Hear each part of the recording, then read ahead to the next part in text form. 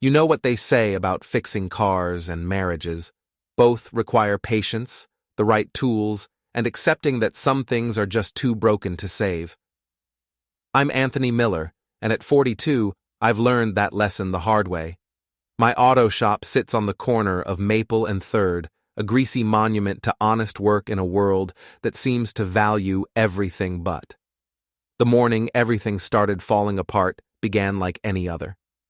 I was elbow deep in a transmission rebuild when my wife Brooke walked into the shop, her heels clicking against the concrete floor like a countdown timer I didn't know was running. Before we dive deeper into this story, I have one small request. Please subscribe, drop a like, comment, and hit that hype button to boost this channel so more people can discover these incredible Reddit stories. Anthony, we need to talk, she said, that tone in her voice that meant I was about to get lectured about something I apparently did wrong without realizing it. I wiped my hands on a rag and looked up at her. Even after 8 years of marriage, Brooke could still turn heads.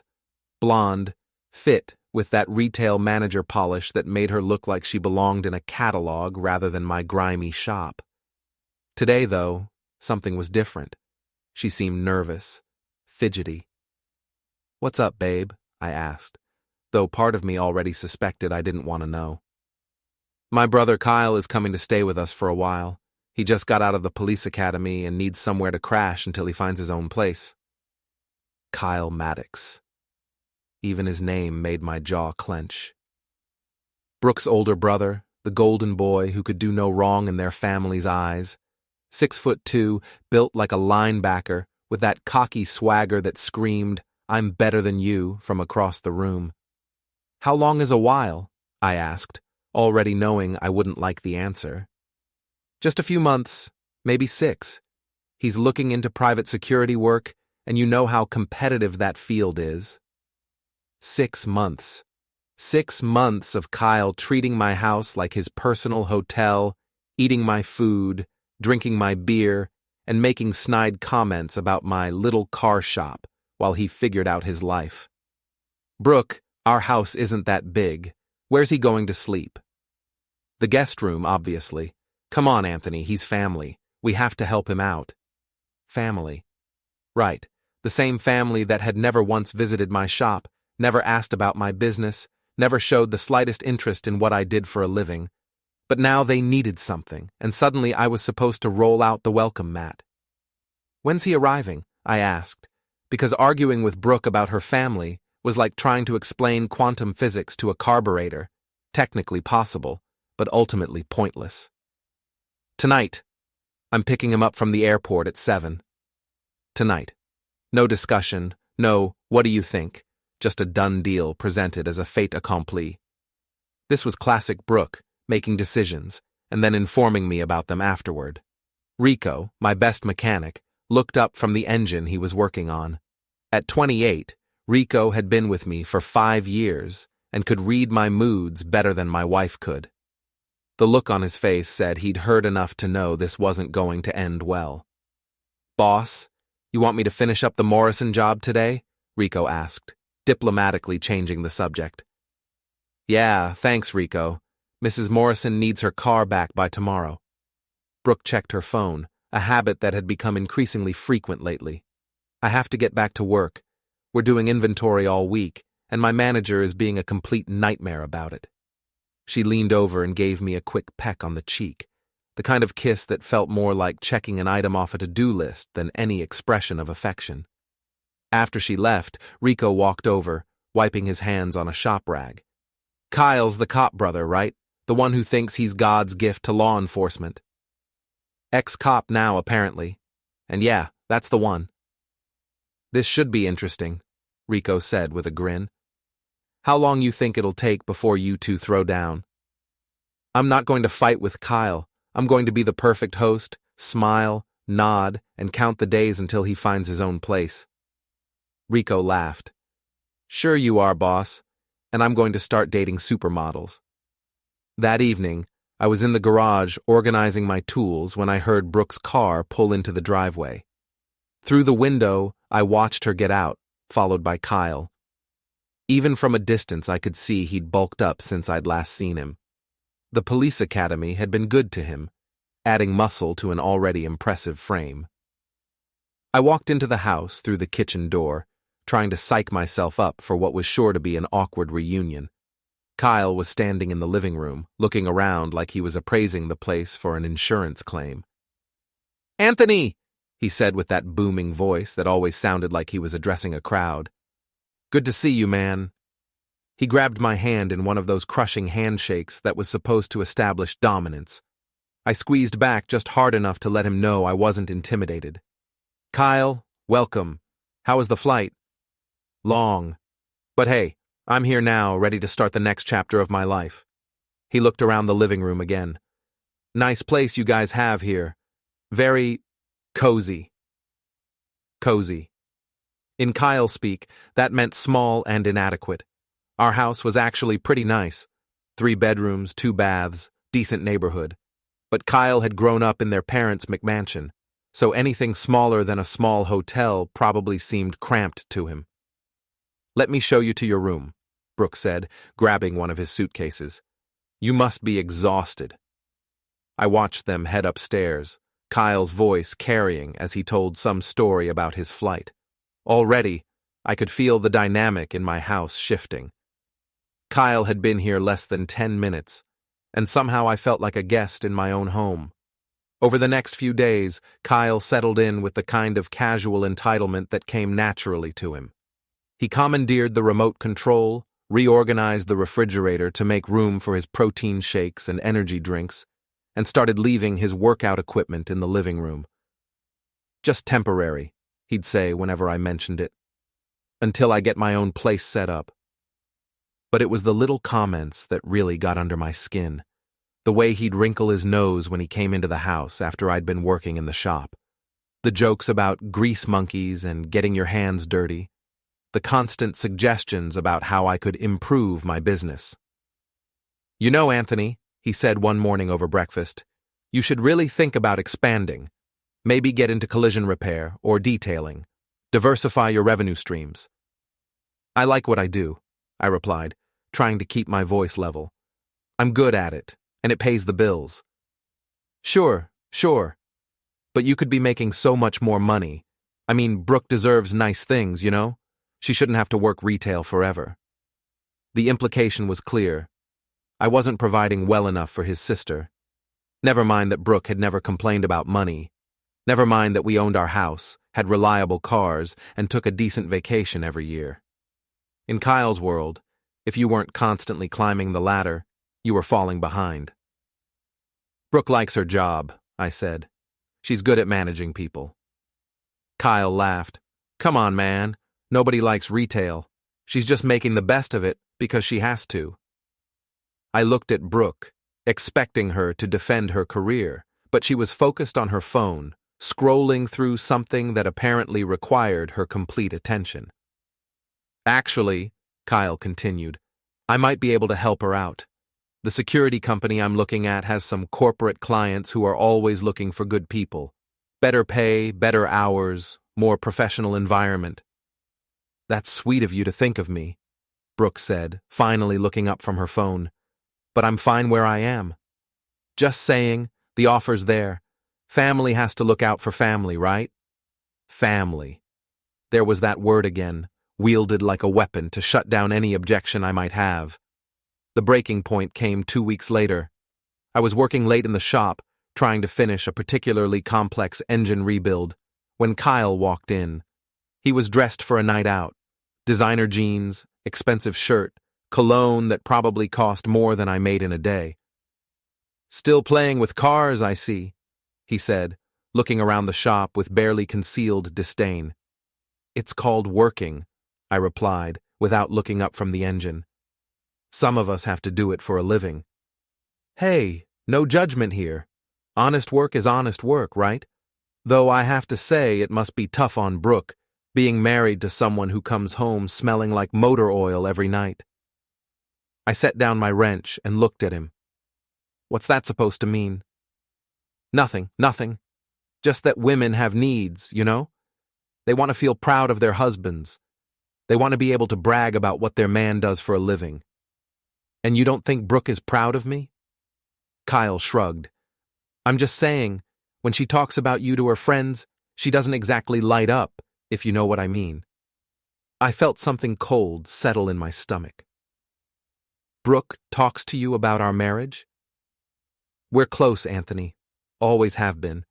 She tells me things, like how you guys barely talk anymore, how you're always tired, always covered in grease, how she sometimes wonders what her life would be like if she'd made different choices. The words hit me like a punch to the gut, mainly because there was enough truth in them to sting. Brooke and I had been growing apart lately. We did talk less than we used to. I was tired most nights, and yes, I often came home dirty from work. But hearing it from Kyle, delivered with that smug smile, made me freeze. Maybe you should mind your own business, I said, my voice low and dangerous. Whoa, easy there, Chief. I'm just looking out for my sister. She deserves to be happy, don't you think? She is happy. Is she? Because from where I'm sitting it looks like she's settling. And that's not fair to either of you. I wanted to grab him by his expensive shirt and throw him out of my shop. But something held me back. Maybe it was the seed of doubt he'd planted. Or maybe it was the realization that fighting with Kyle would only prove his point about me being some kind of Neanderthal.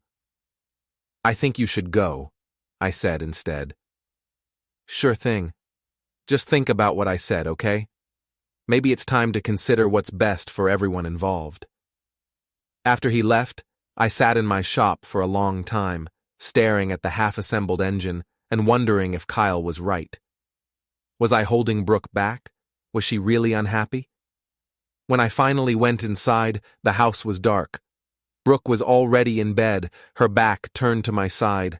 I lay awake for hours, listening to her breathe and wondering when everything had gotten so complicated. The next morning, I decided to surprise Brooke.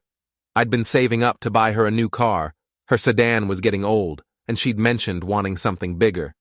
I'd found the perfect SUV at a dealership across town, and I figured now was the time to make the purchase.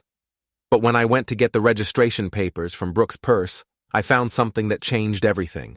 A hotel keycard from the Marriott downtown. A receipt for dinner for two at Romano's, the expensive Italian place we'd never been to together, and a napkin with a phone number written in Kyle's handwriting. My hands shook as I stared at the evidence. The dates on the receipts corresponded to nights when Brooke had claimed to be working late. The hotel keycard was from last weekend, when she'd supposedly gone to a work conference. I sat down heavily in the kitchen chair, the pieces of a puzzle I hadn't even known existed suddenly clicking into place. The late nights, the increased attention to her appearance, the way she'd been protective of her phone lately, and Kyle's comments about her being unhappy, about her deserving better. It wasn't that she was unhappy with me. It was that she was happy with someone else, and that someone else was living in my house, eating my food, and apparently sleeping with my wife.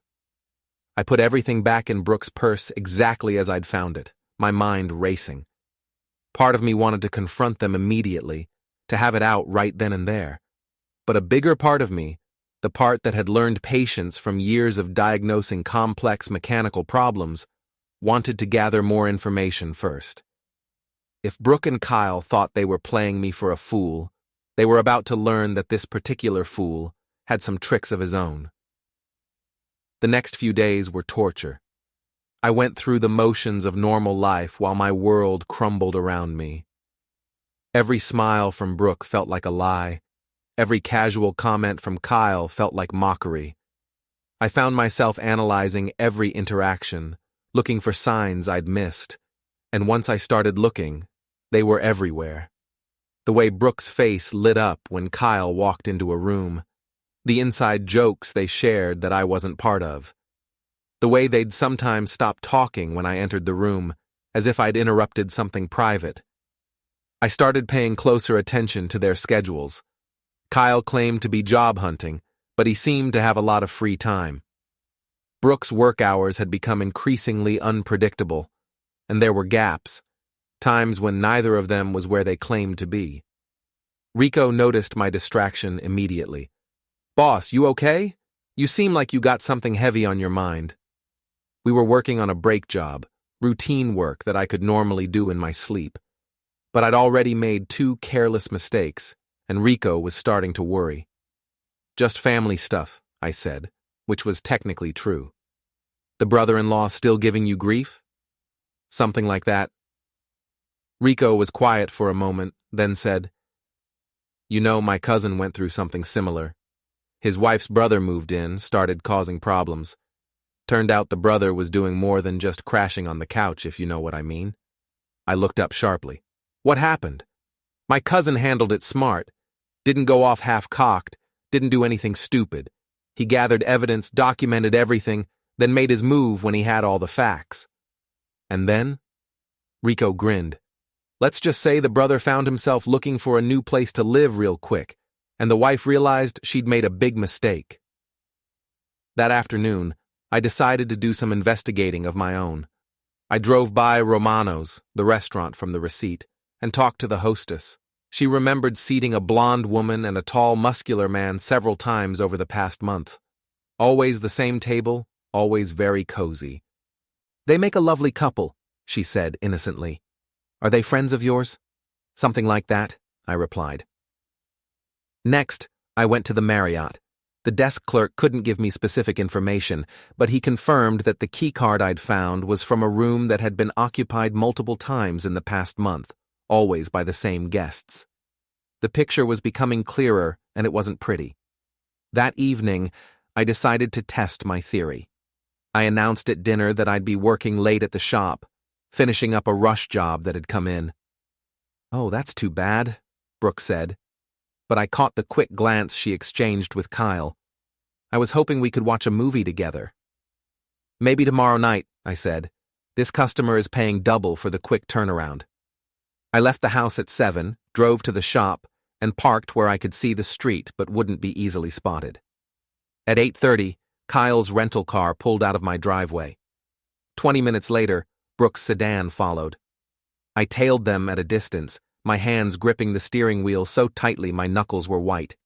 They met at the Marriott parking lot, Kyle getting out of his car and sliding into the passenger seat of Brooke's. Even from across the parking lot, I could see them kissing. I sat there for 10 minutes, watching my wife with her brother, feeling something die inside me. Then I drove home and waited. They returned separately, about 2 hours apart. Brooke came in first, around 11, claiming she'd been out with her friend Jenna. Kyle showed up at midnight, saying he'd been at a bar watching the game. How was work? Brooke asked, giving me a quick kiss that felt like acid on my lips. Productive, I said. Got a lot accomplished. Over the next week, I confirmed the pattern. Whenever I had to work late, or go out of town for parts, or had any reason to be away from the house, they'd find excuses to leave separately and meet up somewhere. But I also discovered something else. They weren't as careful as they thought they were, and other people were starting to notice. Jenna, Brooke's supposed best friend and alibi, came into the shop one afternoon to pick up her car. She seemed nervous, fidgety, like she had something to say but couldn't figure out how to say it. Anthony, can I ask you something? She finally said as I handed her the keys. Sure. Are you and Brooke okay? I mean, as a couple? Why do you ask? Jenna bit her lip. It's just... She's been acting strange lately, secretive, and she keeps asking me to cover for her, to say we were together when we weren't. Cover for what? That's what I'm trying to figure out. She says it's work stuff, but... Jenna shook her head. Look, I don't want to cause problems, but I care about both of you. If something's going on, maybe you should know about it. What kind of something? I saw her at Romano's last week, with a man. They looked very... close. I kept my expression neutral. What did the man look like? Tall, muscular, good-looking. Kind of looked like he could be related to her, actually. Related to her. If only she knew how right she was. Thanks for telling me, Jenna. I appreciate you looking out for us. Are you going to talk to her about it? I'll handle it, I said. That night I made a decision. I was going to confront them, but I was going to do it smart. No accusations I couldn't prove, no emotional outbursts that would let them turn the tables on me. I was going to present the facts and see how they responded. I waited until after dinner, when we were all sitting in the living room. Kyle was scrolling through his phone, probably texting his next conquest. Brooke was watching some reality show about housewives, the picture of domestic tranquility if you didn't know what was really going on. I need to talk to both of you about something, I said, turning off the TV. Brooke looked annoyed. Can't it wait? This is getting to the good part. No, it can't wait. Something in my tone must have gotten their attention, because they both looked at me with sudden focus. I know what's been going on, I said simply. The reaction was immediate and telling. Brooke went pale, her hand flying to her throat. Kyle's jaw tightened, his body language shifting into defensive mode. What do you mean? Brooke asked, her voice barely above a whisper. I mean, I know about Romano's. I know about the Marriott. I know about the lies, the alibis, all of it. Kyle was the first to recover. I don't know what you think you know, but I know my wife is sleeping with her brother, I said, the words coming out flat and emotionless. In my house, on my dime, while lying to my face every single day. The silence that followed was deafening. Brooke started crying, those big dramatic tears that had always been her go-to move when she was caught doing something wrong. Kyle, to his credit, didn't try to deny it. How long have you known? He asked. Long enough to be sure. The question is, what are we going to do about it? Anthony, please, Brooke sobbed. It's not what you think. It just happened. We never meant for it to go this far. How far is this far, Brooke? How long has it been going on? She couldn't meet my eyes. A few months, since before Kyle moved in. So, it had been planned. Kyle's supposed need for a place to stay had been a setup from the beginning, a way to be close to Brooke without arousing suspicion. You used me, I said, the reality of it hitting me like a physical blow. Both of you. You moved into my house, ate my food, let me support you, all so you could carry on your affair more conveniently. It wasn't like that, Kyle said, but his voice lacked conviction. Then what was it like? Enlighten me. Kyle stood up, his size suddenly intimidating in the confines of our living room. Look, Anthony, these things happen. People fall in love. It's nobody's fault. Fall in love? I laughed, but there was no humor in it. Your brother and sister. Stepbrother, Kyle corrected. We're not related. Our parents got married when we were teenagers. As if that made it better. As if the technical distinction somehow erased the fundamental wrongness of what they'd done. Get out, I said quietly. Anthony, please, Brooke started. Both of you, get out of my house, now. Kyle's expression hardened. You can't throw Brooke out. This is her house too. Actually, it's not. The deed is in my name. I bought this house before we got married. So yes, I can throw her out. And I am. You bastard, Brooke hissed, her tears suddenly drying up. You can't do this to me. Watch me.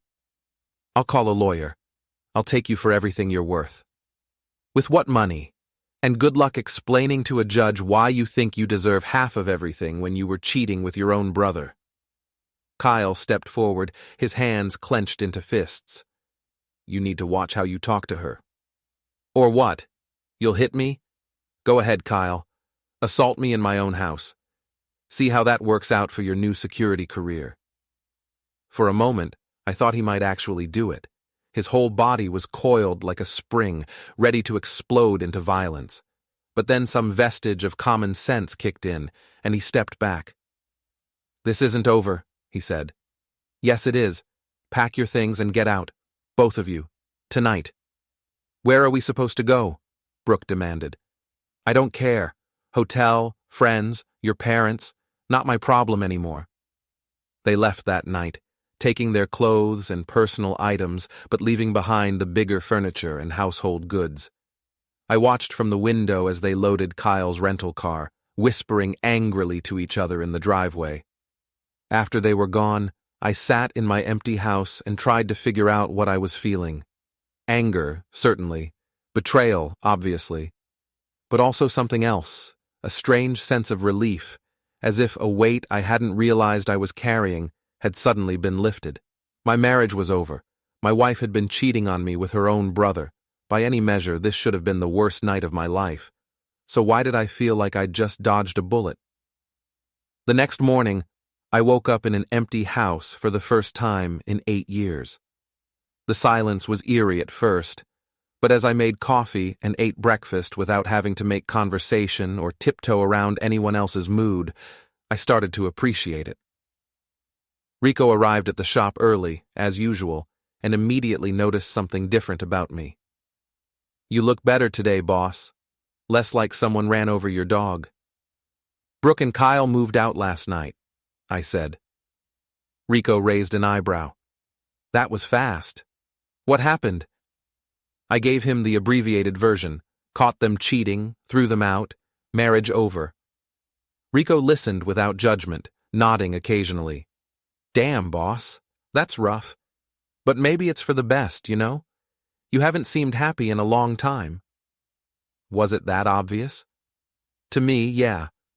But I've been working with you for 5 years. I know when something's eating at you.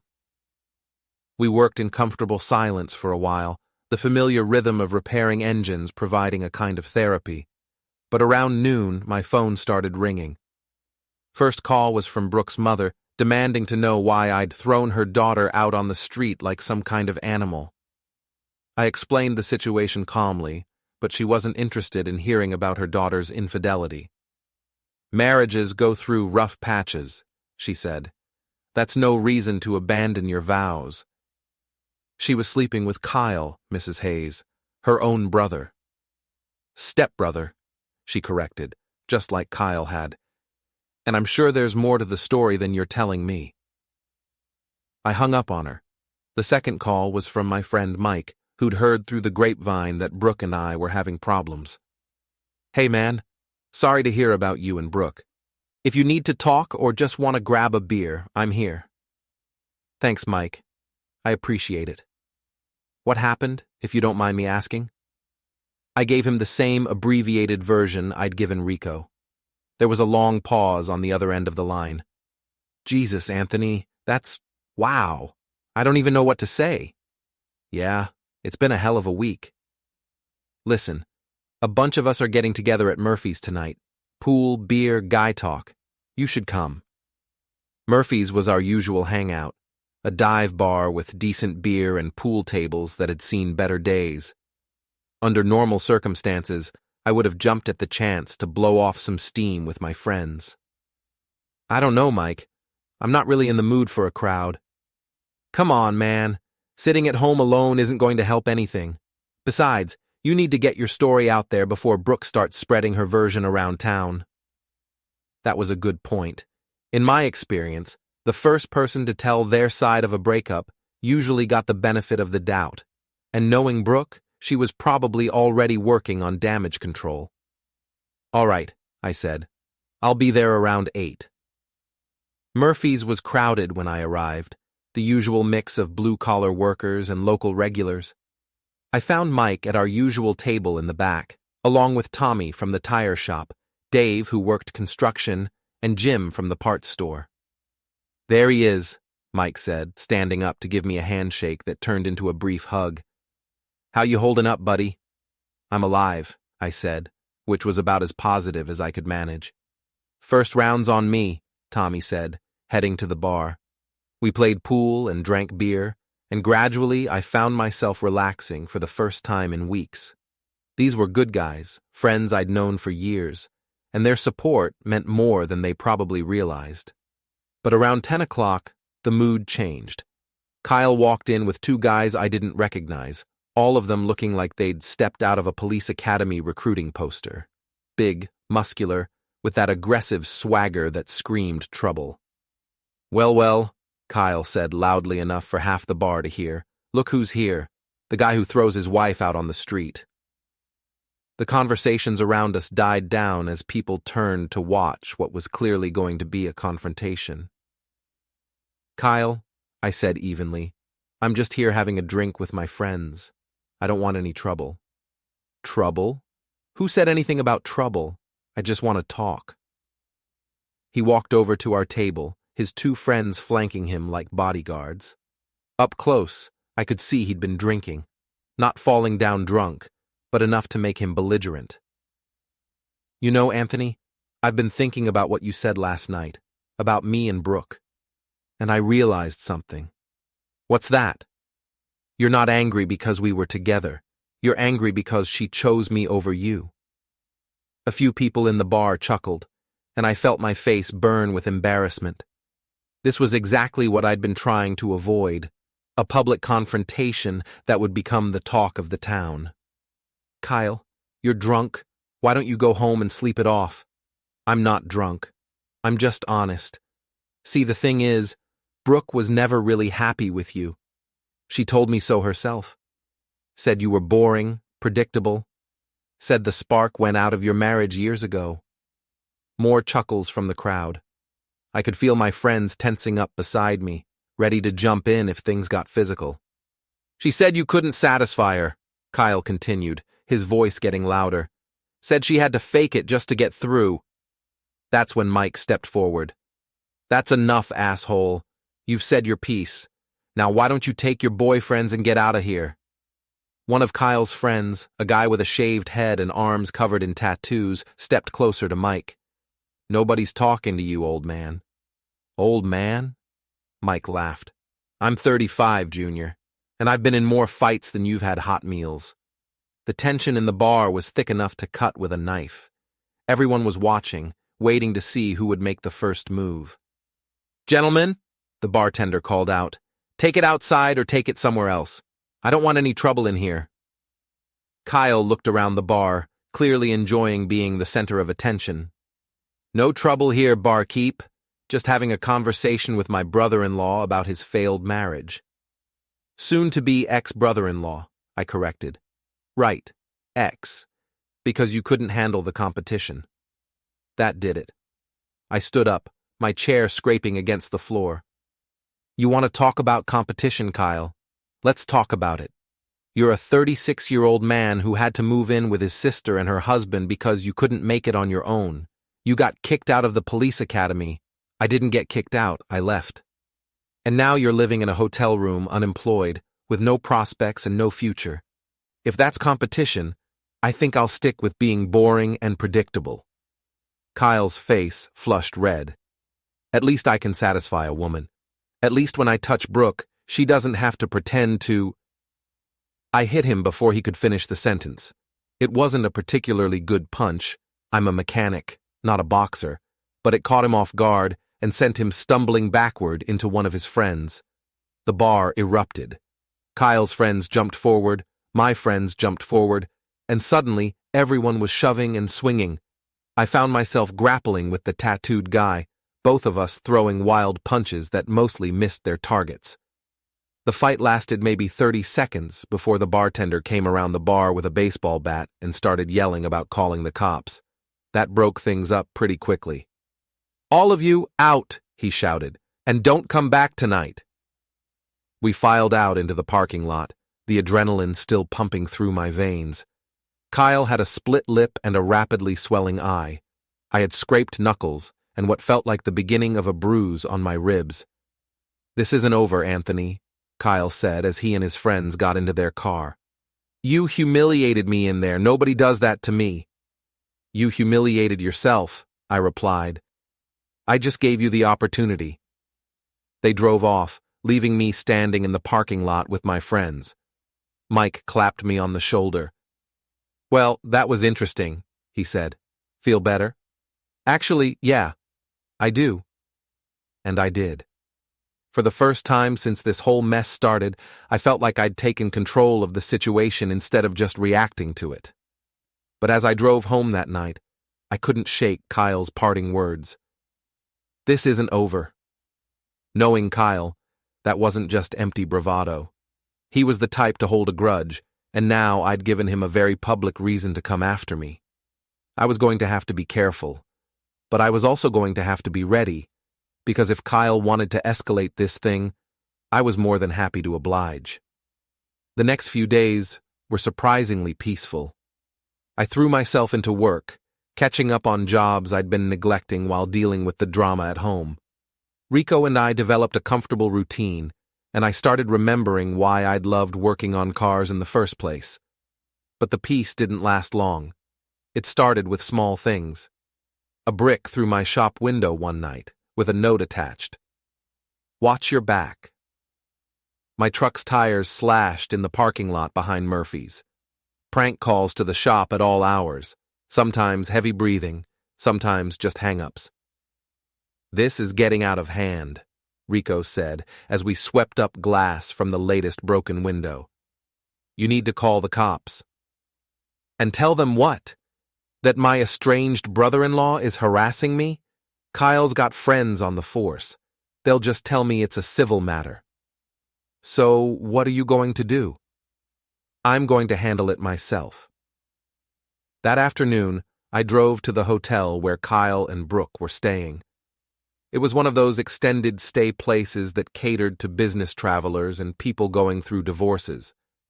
The parking lot was half full of rental cars and older vehicles that had seen better days.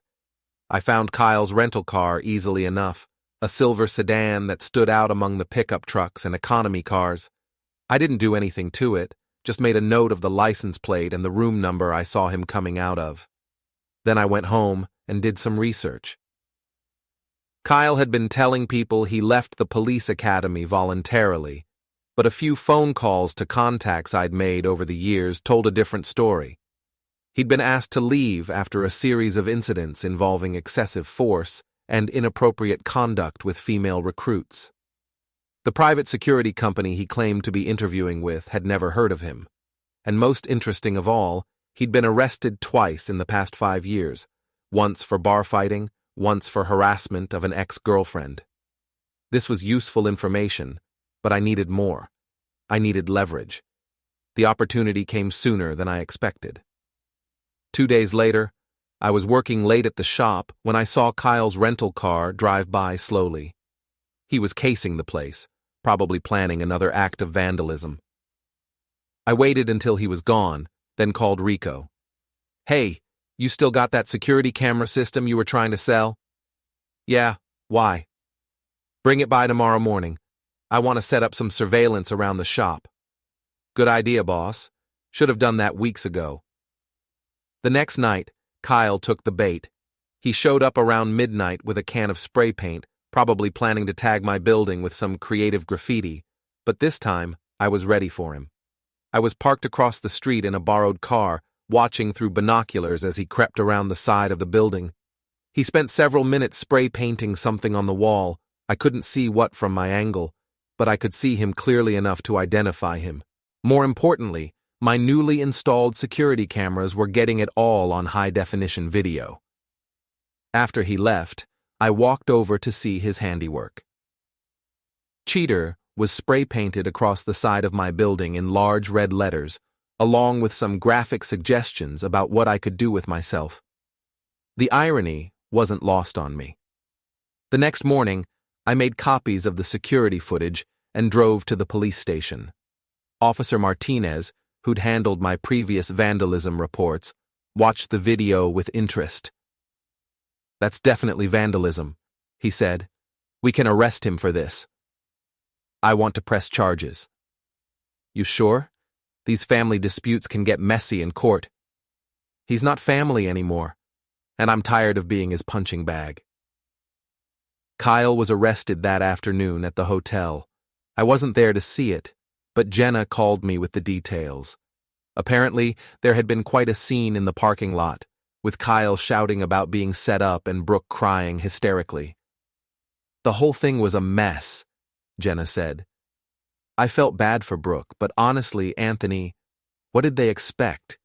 You can't just destroy someone's property and think there won't be consequences. "How's Brooke handling it?" "Not well. She's talking about moving back in with her parents, but from what I hear, they're not exactly thrilled about the situation either.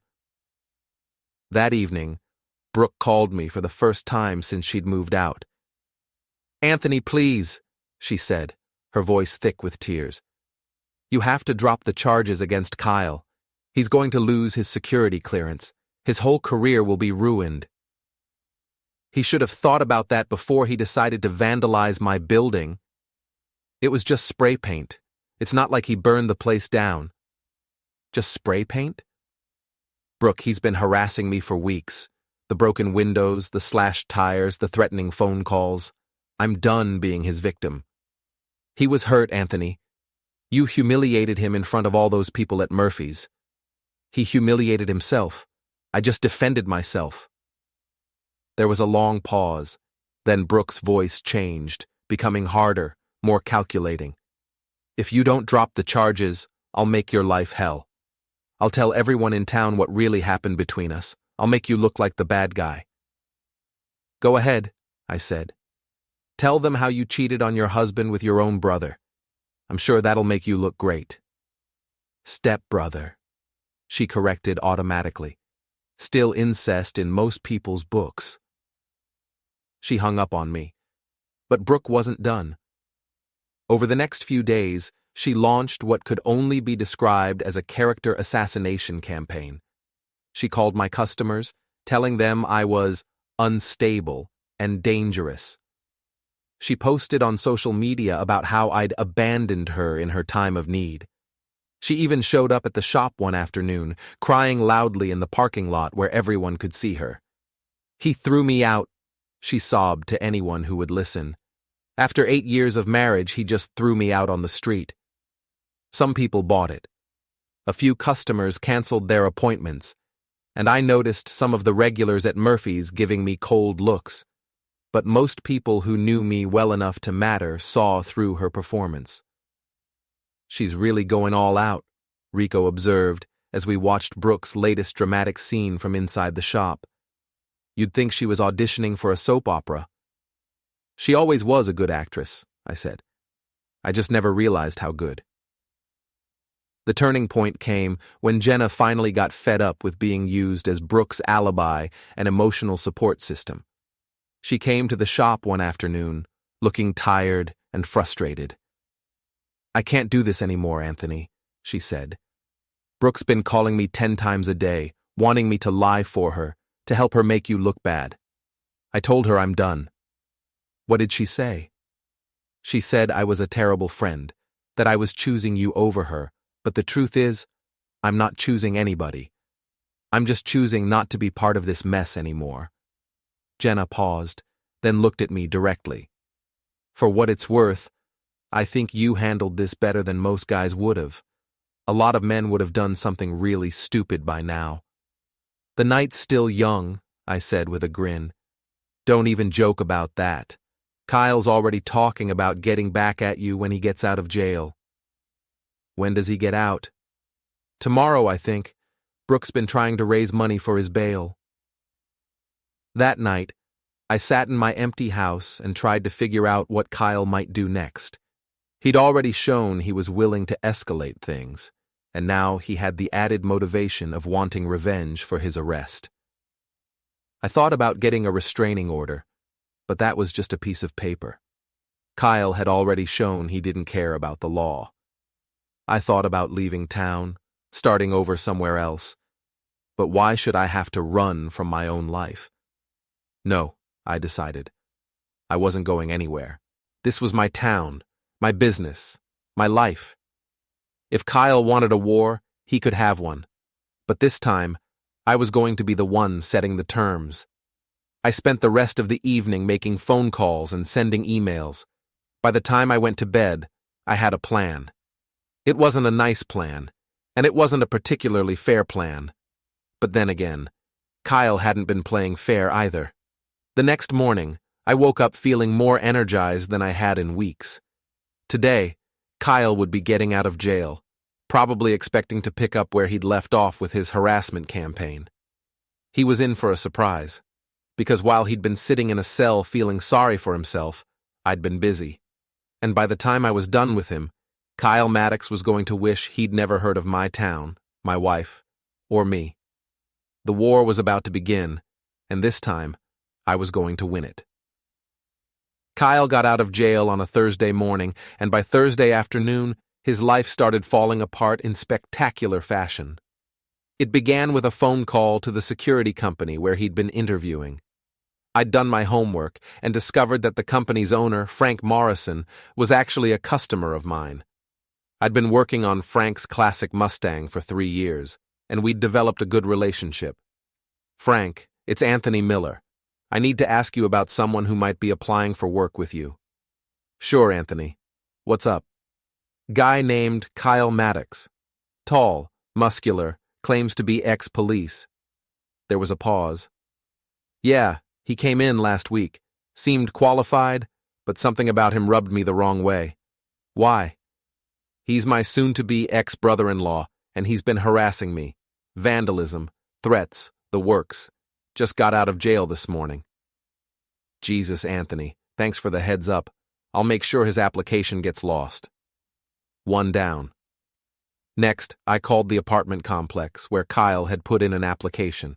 The manager, Sarah Chen, was another customer. I'd fixed her Honda's transmission the previous year and saved her about $2,000 in dealer fees. "Sarah, I need a favor."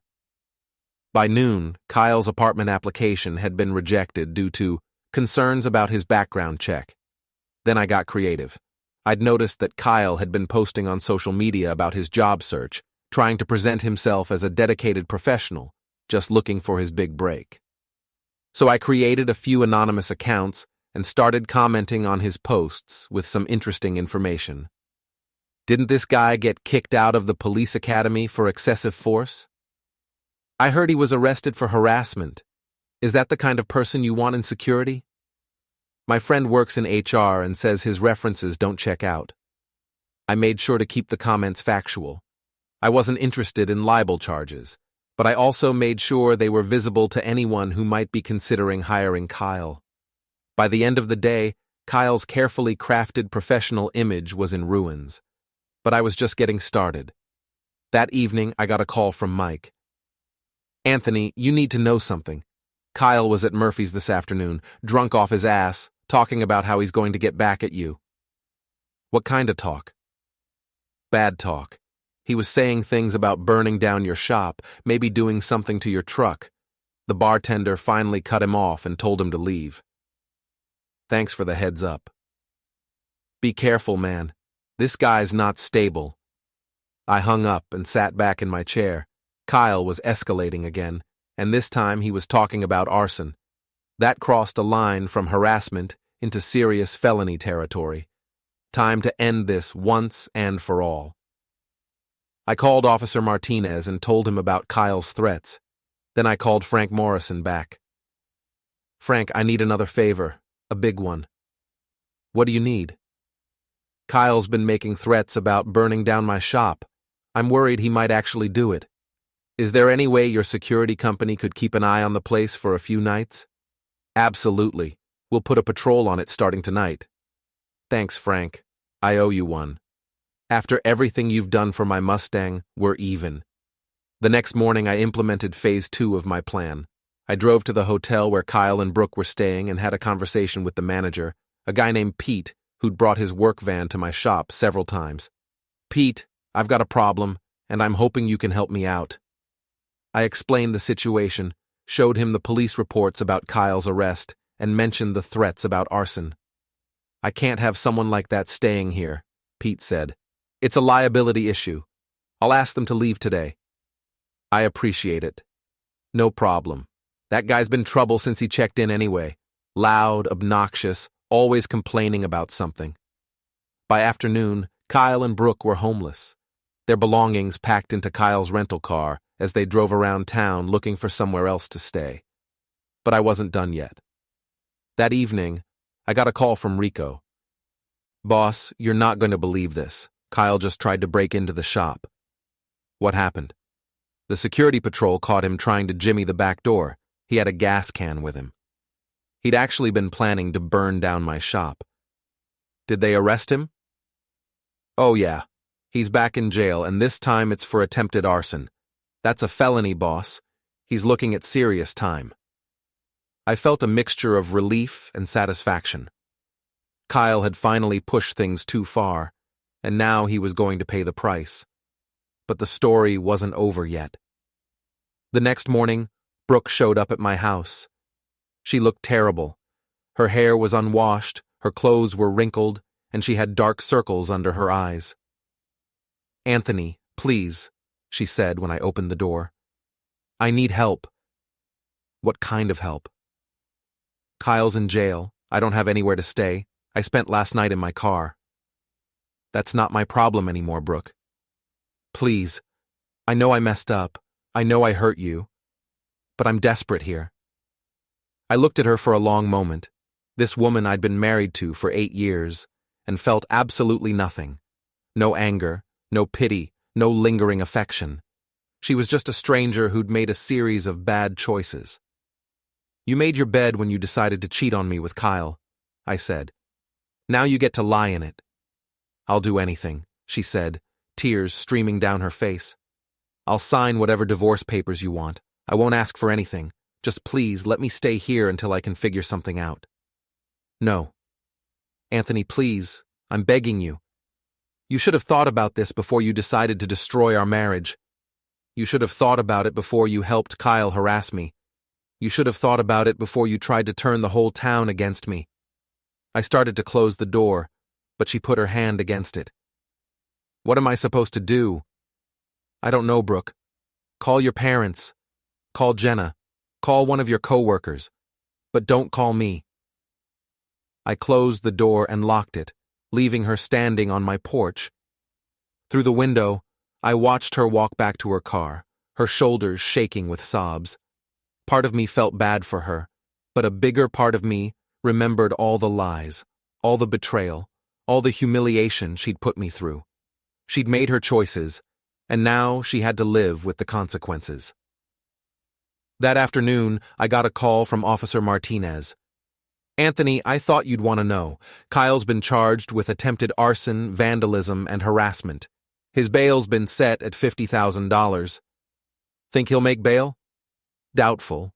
From what I understand, he doesn't have that kind of money, and his family's not exactly rushing to help him out." That evening, I went to Murphy's for the first time since the fight. The place was crowded, and I could feel people staring at me as I walked in. But instead of the hostile looks I'd been expecting, most people seemed curious, even sympathetic. Mike waved me over to our usual table where Tommy, Dave, and Jim were already drinking beer and playing pool. "There's the man of the hour," Mike said with a grin. "I heard Kyle finally got what was coming to him." "You heard about that?" "Are you kidding? It's all over town. Guy tries to burn down his own brother-in-law's shop?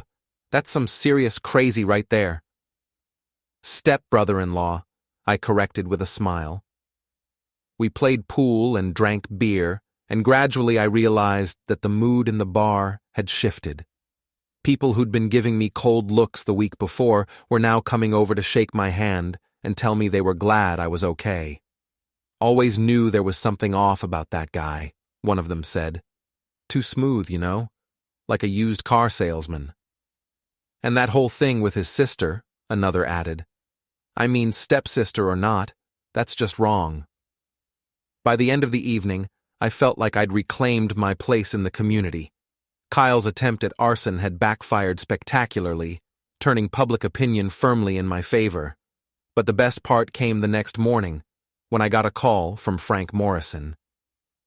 "Anthony, I've got some news that might interest you. Remember that security contract with the city? The one Kyle was trying to get hired for?" "Yeah?" "Well, it turns out they needed someone to consult on automotive security, protecting city vehicles, that kind of thing. I recommended you for the job." "Seriously?" "Absolutely. It's good money and it'll give you a chance to expand your business. Interested?" "Hell yes, I'm interested." As I hung up the phone, I couldn't help but smile. Kyle's attempts to destroy my life had not only failed, they'd actually made my life better. I'd gotten rid of a cheating wife, exposed a dangerous sociopath, and now I was being offered new business opportunities. Sometimes I reflected, the best revenge really is living well, but I wasn't quite done yet. There was still one more thing I needed to do. 3 weeks later, Kyle's trial began. I was called as a witness, along with several other people he'd harassed and threatened. The evidence against him was overwhelming: security footage, police reports, witness testimony, and the gas can he'd been carrying when he was arrested. His lawyer tried to paint him as a man driven to desperation by a vindictive ex-brother-in-law, but the jury wasn't buying it. When you're caught on camera trying to break into someone's business with a gas can, it's pretty hard to claim you were just misunderstood. Kyle was sentenced to 3 years in prison. Brooke was in the courtroom when the verdict was read. She'd managed to find somewhere to stay.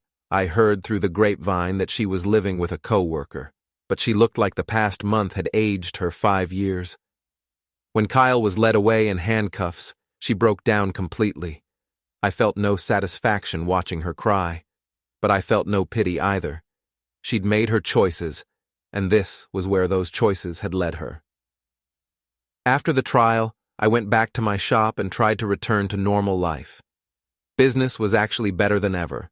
The publicity from Kyle's arrest had brought in new customers, and the city security contract was keeping me busier than I'd been in years. Rico had started talking about expanding, maybe hiring another mechanic. "We could take over the space next door," he said one afternoon. "Turn this into a real operation." "Let me think about it," I said, but I was already warming to the idea. For the first time in years, I felt like I had a future to plan for. That evening, I was cleaning up the shop when I heard a car pull into the parking lot. Through the window, I saw Brooke getting out of her sedan. She looked better than she had at the trial. Her hair was clean, her clothes were pressed, but there was something different about her. Something defeated. She knocked on the shop door, and after a moment's hesitation, I let her in. "Anthony," she said quietly, "I wanted to talk to you before I left town." "You're leaving?" "Tomorrow morning. I got a job in Phoenix, retail management, like before. It's a fresh start." We stood there in awkward silence for a moment, surrounded by the tools and equipment that had been my life's work. "I wanted to apologize," she said finally. "For everything. The cheating, the lies, the way I treated you during the divorce. You didn't deserve any of that." "No, I didn't. I know you probably can't forgive me, and I don't blame you, but I needed to say it anyway." I looked at her, this woman I'd once loved enough to marry, and tried to find some trace of the person I'd fallen for all those years ago, but she was gone, replaced by someone I didn't recognize and didn't particularly like. "I hope Phoenix works out for you," I said, and I meant it. Not because I cared about her happiness, but because I wanted her to find whatever it was she was looking for, somewhere far away from me. "Thank you," she said. "And Anthony? For what it's worth, I think you're going to be happier without me." "I already am." She nodded, as if she'd expected that answer. "Take care of yourself." After she left, I sat in my shop for a long time, thinking about the past few months. 8 years of marriage, ended by betrayal and revenge. A brother-in-law in prison, an ex-wife moving across the country, and me sitting alone in the place where I'd always felt most comfortable. By any objective measure, it had been a disaster. But as I looked around at my tools, my equipment, my business that was thriving like never before, I realized something important. I was free. Free from a marriage that had been slowly suffocating me. Free from people who saw me as nothing more than a convenient target. Free to build the life I actually wanted, instead of the life I thought I was supposed to want. The next morning, I called Rico into my office. "I've been thinking about your expansion idea," I said. "Let's do it." "Seriously?" "Seriously. But I want to do it right. Full renovation, new equipment, maybe even a customer lounge. Turn this place into something special." Rico grinned. "Now you're talking, boss. This is going to be awesome." As we started making plans, sketching out ideas, and talking about the future, I felt something I hadn't experienced in years: genuine excitement about what was coming next.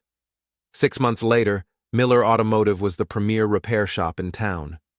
We'd taken over the space next door, hired 2 more mechanics, and installed a customer lounge with coffee and Wi-Fi. Business was booming, and I was making more money than I ever had in my life.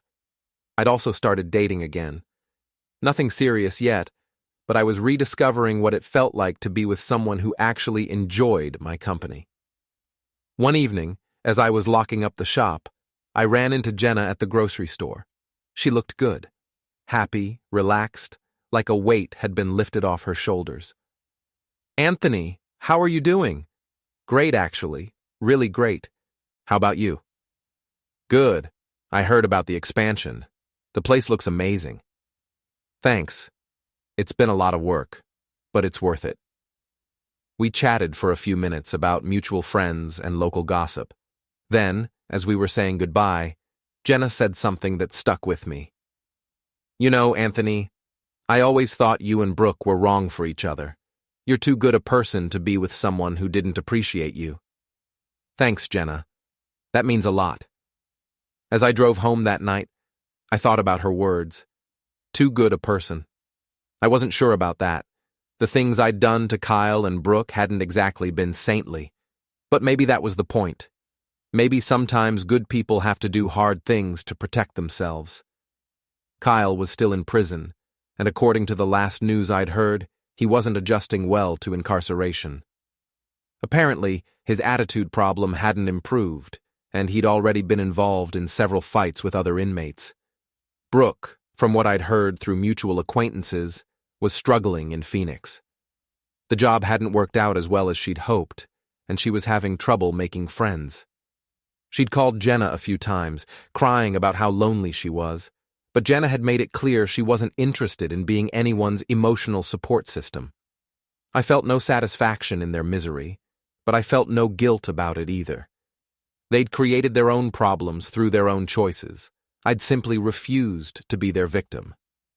As I pulled into my driveway, I looked up at my house, not our house anymore, and felt a deep sense of contentment. It was quiet, clean, and entirely mine. No drama, no lies, no walking on eggshells around someone else's mood. Inside, I poured myself a beer and sat on my back porch, looking out at the yard I'd been neglecting for months. Tomorrow, I decided, I'd start working on it again. Maybe plant some flowers, fix the fence, turn it into something beautiful. I had time for that now. Time for myself, time for my business, time for whatever came next. My phone buzzed with a text from Sarah, the woman I'd been seeing. "Dinner tomorrow night?